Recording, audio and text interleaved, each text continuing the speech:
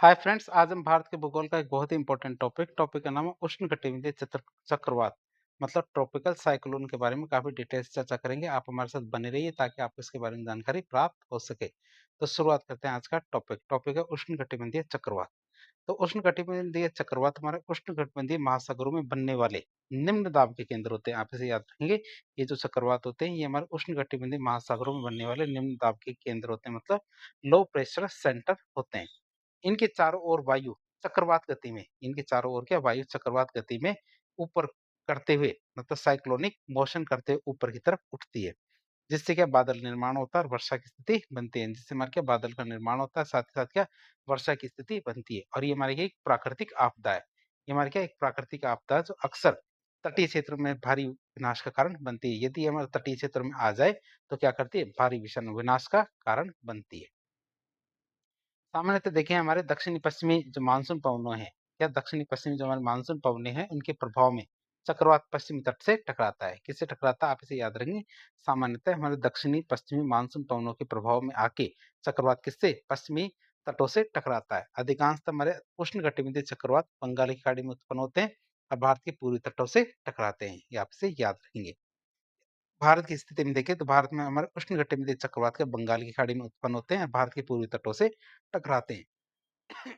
अरब सागर में बनने वाले चक्रवात की बात करें तो अरब सागर में बनने वाले चक्रवात कभी-कभी पश्चिमी तट से टकरा सकते हैं, लेकिन इनकी संख्या कम ही होती है। आप इसे याद रखेंगे।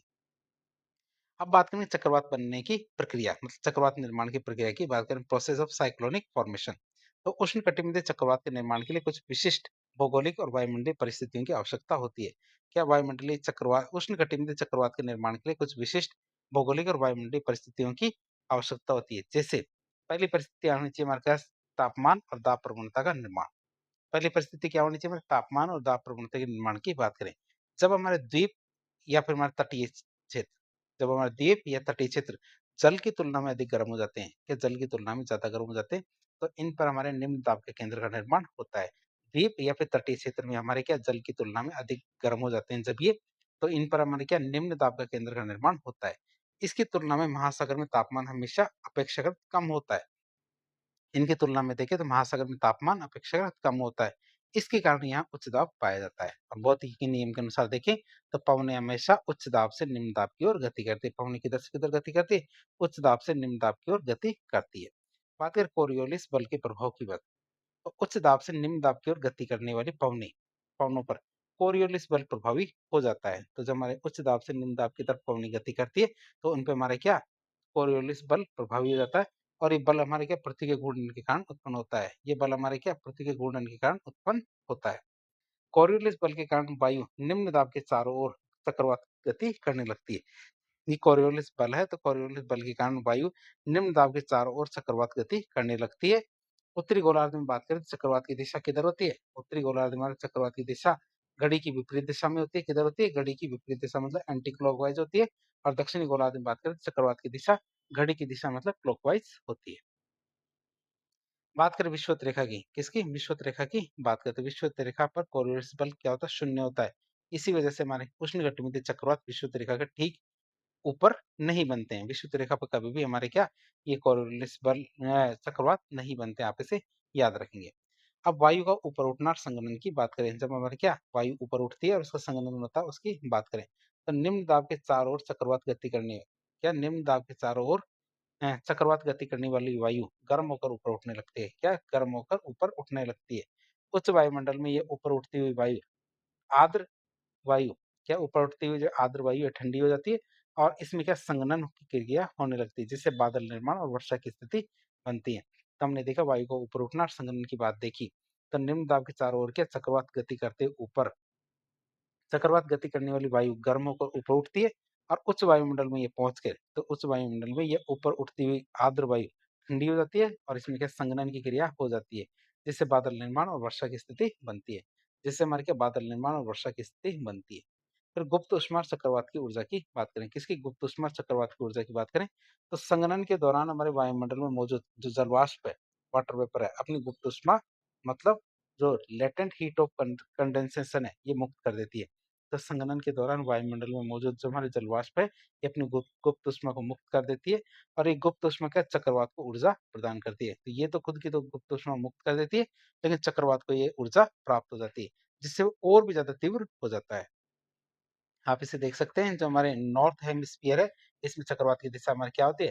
क्लॉकवाइज़ होती है और साउथ हेमिस्फीयर में क्या होता है? एंटी क्लॉकवाइज़ होती है चक्रवात की दिशा। आप इस चित्र में भी देख सकते हो। बात करें इसी वजह से हमारे जो क्या चक्रवात ज़्यादा तीव्र हो जाता है, इसी कारण उष्णकटिबंधीय चक्रवात को उष्मी इंजन या ऊष्मा इंजन कहते हैं। उष्मी इंजन या ऊष्मा इंजन भी कहते हैं। क्यों? क्योंकि यह संघनन से प्राप्त ऊष्मा से अपनी ऊर्जा प्राप्त करता है। ये हमारे क्या संघनन से प्राप्त ऊष्मा है, उससे अपनी ऊर्जा प्राप्त करता है। फिर अवदाब के निर्माण की बात करें, किसके अवदाब के निर्माण की बात करें, तो इस प्रक्रिया से शुरुआत में द्वीप या फिर तटीय क्षेत्र पर, इस प्रक्रिया में शुरुआत में क्या द्वीप या तटीय क्षेत्र पर एक निम्न तीव्रता के चक्रवात का निर्माण होता है। क्या निम्न तीव्रता के चक्रवात का निर्माण होता है, जिसे अवदाब मतलब डिप्रेशन या वोर्टेक्स कहते हैं।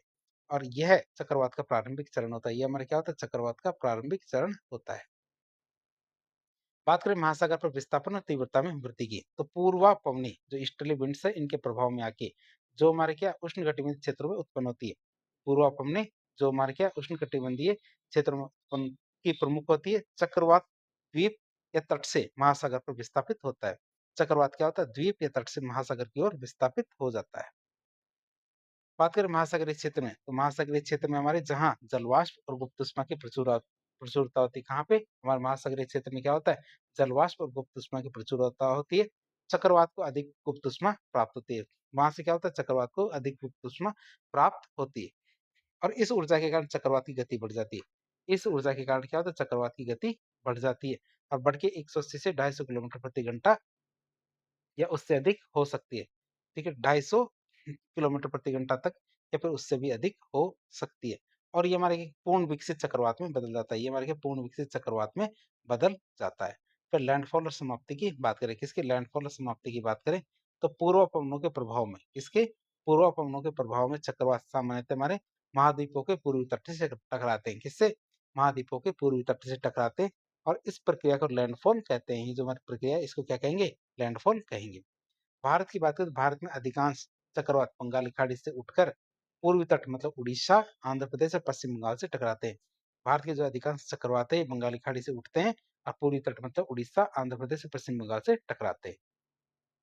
तटवर्ती क्षेत्र में भारी वर्षा करने के बाद जब ये हमारे तटवर्ती क्षेत्र में भारी वर्षा करते हैं, तो भारी वर्षा करने के बाद जब चक्रवात महाद्वीप के आंतरिक भाग में पहुंचता है, तो उसे गुप्त ऊष्मा मतलब जो महासागरीय सतह से मिलती थी, वो अब मिलनी बंद हो जाती है। मतलब ये हमारी गुप्त ऊष्मा का अभाव हो जाता है और इस ऊर्जा स्रोत के कट जाने से चक्रवात धीरे धीरे कमजोर हो जाता है और हमारे अंदर पहुंच के जो हमारे महाद्वीप के आंतरिक भाग में पहुंच के ये समाप्त हो जाता है। अब चक्रवात की संरचना की बात करें, चक्रवात किस तरह का दिखता है, तो एक विकसित उष्णकटिबंधीय चक्रवात की संरचना में मुख्य रूप से दो भाग होते हैं। कितने भाग होते हैं? दो भाग होते हैं। एक तो हमारे चक्रवात की दीवार होती है, वॉल ऑफ साइक्लोन होता है। तो बात करें इसकी, तो ये हमारे निम्न दाब के केंद्र का परिधीय क्षेत्र होता है। ये हमारे निम्न दाब के केंद्र का परिधीय क्षेत्र होता है, जिसे हम चक्रवात की दीवार कहते हैं। यह वायु चक्रवात गति करते हुए, वायु क्या चक्रवात गति करते हुए सबसे अधिक तीव्रता से ऊपर की तरफ उठती जाती है। आप इसे देख सकते हैं, जैसे वायु क्या इस तरह से चक्रवात करते करते करते करते क्या ऊपर की तरफ उठती जाती है और चक्रवात की वजह से क्या हमारे चक्रवात के कारण होने वाला सारा विनाश इसी दीवार वाले क्षेत्र में ही होता है। क्यों? क्योंकि यहाँ हवा की गति बहुत ज्यादा होती है, 250 किलोमीटर से ज्यादा हवा की गति होती है। जो चक्रवात होता है उसमें बीच वाला जो क्षेत्र होता है उसे आई कहते हैं। आप इसे याद रखें, उसे आई कहते हैं और बाहर वाली जो ये किनारा है इसे हम चक्रवात की दीवार कहते हैं। तो बात करें हमारे चक्रवात की दीवार की, तो इस क्षेत्र में भारी वर्षा होती है और ये चक्रवात का सबसे सक्रिय और खतरनाक हिस्सा होता है। इसके बाद आता आई मतलब चक्रवात की आंख, आई ऑफ साइक्लोन। फिर निम्न दाब का केंद्र, निम्न दाब केंद्र का आंतरिक भाग होता है। जो निम्न दाब केंद्र है उसका आंतरिक भाग होता है चक्रवात की आई। बात करें इसकी, जो चक्रवात के ठीक केंद्र में स्थित होता है। चक्रवात की आंख का व्यास हम आमतौर पर 50 से 80 किलोमीटर तक होता है। कितना? 50 से 80 किलोमीटर होता है। लेकिन ये चक्रवात की तीव्रता के आधार पर भिन्न भिन्न भी हो सकता है। कितना तीव्र चक्रवात है इस पे आधारित भी हो सकता है। बात करें चक्रवात की आंख की, तो चक्रवात की आंख वाले क्षेत्र में शांत परिस्थितियां पाई जाती है। क्या चक्रवात की आंख वाले क्षेत्र में क्या शांत परिस्थितियां पाई जाती है, जहां हवा नीचे उतरती है, जिससे आकाश साफ होता है, हवा की गति भी बहुत कम होती है। जहां आकाश साफ होता है और हवा की गति भी बहुत कम होती है और चक्रवात का सबसे शांत हिस्सा कौन सा होता है? चक्रवात की आंख। अब बात करेंगे चक्रवात के अलग-अलग जगह पे अलग-अलग नाम से पुकारा जाता है चक्रवात को। तो डिफरेंट नेम्स ऑफ साइक्लोन की बात करें, तो उष्णकटिबंधीय चक्रवातों को दुनिया के अलग-अलग हिस्सों में अलग-अलग नामों से जाना जाता है। जैसे हिंद महासागर में चक्रवात को चक्रवात कहते हैं। अटलांटिक महासागर में मतलब उत्तरी अमेरिका के पूर्व में चक्रवात को हरिकेन के नाम से जाना जाता है। किस नाम से जाना जाता है? हरिकेन के नाम से जाना जाता है उत्तरी अमेरिका के पूर्व में। प्रशांत महासागर की बात करें तो प्रशांत महासागर में एशिया तट के पूर्व में या प्रशांत महासागर में एशिया तट के पूर्व में चक्रवात को टाइफून के नाम से जाना जाता है। किस नाम से? टाइफून के नाम से जाना जाता है। ऑस्ट्रेलिया के पास मतलब पश्चिमी प्रशांत और हिंद महासागर के पास चक्रवात को विली-विलीस कहा जाता है। तो हमारे किस-किस नाम से जाना जाता है? हिंद महासागर में चक्रवात, अटलांटिक महासागर में हरिकेन, प्रशांत महासागर में टाइफून और ऑस्ट्रेलिया के पास विली-विलीस के नाम से जाना जाता है। अब चक्रवात के क्या फ़र्क पड़ता है? मतलब इम्पैक्ट ऑफ साइक्लोन की बात करें, तो चक्रवात एक विनाशकारी प्राकृतिक आपदा होती है, जिससे विनाश होते हैं। बात करें इसकी तो इसके कई गंभीर प्रभाव पड़ सकते हैं। इसके क्या कई गंभीर प्रभाव पड़ सकते हैं? पहला प्रभाव पड़ता है जान-माल की हानि।